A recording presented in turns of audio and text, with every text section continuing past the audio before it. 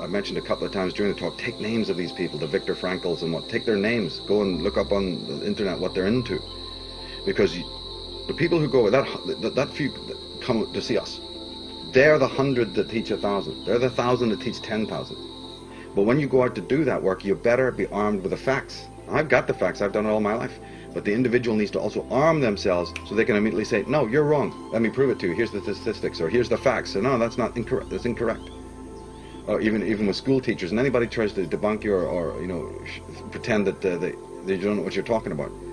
It's very, very important that people in this movement are armed up with intelligence more than in any other subject, because they're going to receive more backlashing than others, and they're going to look stupider than anyone else. Questions. Right. Look at the way that the newspapers pictorialize myself and David and other people. We get more backlashing than ever from the mainstream, isn't it? So we can technically look dumber if we don't own our own stuff. We'll be the butt of ridicule. Well, that is not going to happen with me, I can tell you that. I'm not saying they should stop the ridicule, but there's not going to go very far, because come on ahead, bring it on. I will be able to give you line and verse and chapter and verse of this stuff and put you right, as many people have done so. Many people have been transformed in their ideas of what they had. They've emailed me going, I had these false ideas about some of the people you're talking about, or I had a false idea about psychology, or I had a false idea about these things. You've really shown me what it really is. You did that for me as well. We've had conversations about people like William Blake. You know, the information you've explained to me, and it's amazing. Isn't it? Can you go into a little bit about the seven universe? Well, that's coming in another part of the Age of Manipulation series. But Blake was a man who, remember in the last section we started talking about the inner world? He was an expert on that. He was a champion of that. And he, in his work, he was a poet primarily, so his work is a little bit difficult to decode because it's not quite, you know, linear. And then he wrote many books in which they're apparently, his little dramatis persona, his characters appear to change throughout the books, making it even more complicated. But basically what he did was he characterized aspects of consciousness, like the reason of man. He made into a god called Urizen, right?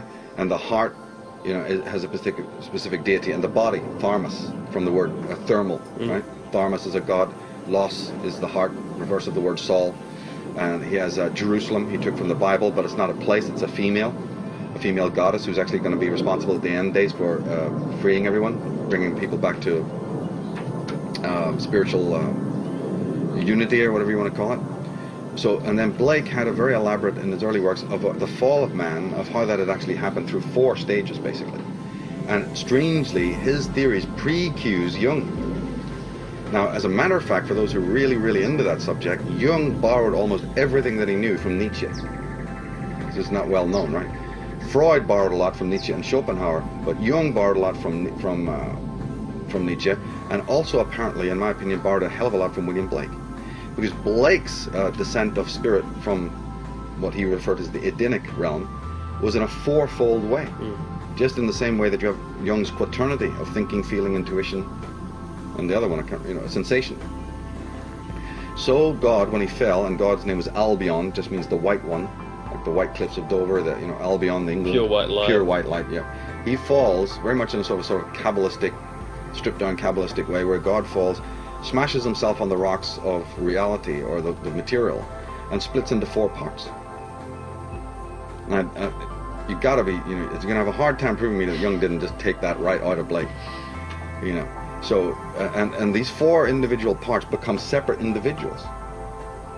And then, strange, another thing happens is that those individuals are all, I think, masculine, if I'm not mistaken, and they divide themselves, because the fall is so drastic that they split. And so now you have 8. And when the first 4 split, they split into what's called an emanation, which is a feminine half of their split. So Albion falls, divides into 4. The 4 Zoas, from the Greek living being, divide themselves into a feminine half, which is called an emanation. And then I think they can even split again into 16th into what's called a spectre, which is more the shadow side, the side of everyone, you see? Although in Blake always used to turn things around a lot, and it turns out that sometimes the demonic side of us, the spectre side, is actually a liberator, turns out to be a form of liberator. So it's very complex iconography. And so this incredible thing goes on. We have 16 court cards in the tarot. We have 16 emanations from Blake. So there's lots of incredible connotations there. And the man was really basically saying that all of these individual aspects of consciousness, of a singularity, go out and have their myriad experiences in the creation. In reality. In reality. And then one day, from some amazing event, the marriage of heaven and hell, you know, when Albion awakes, they come back again and unify. And then even behind those theories that he had, there's even a more fantastic tale. Very esoteric, and we'll be dealing with it's the backbone of one of the future talks. I use his metaphysics, in other words, to back up some of my own theories, to really make it, you know, adamantine. But I'm still working on that, so it'll be down the line, Age of Manipulation 4.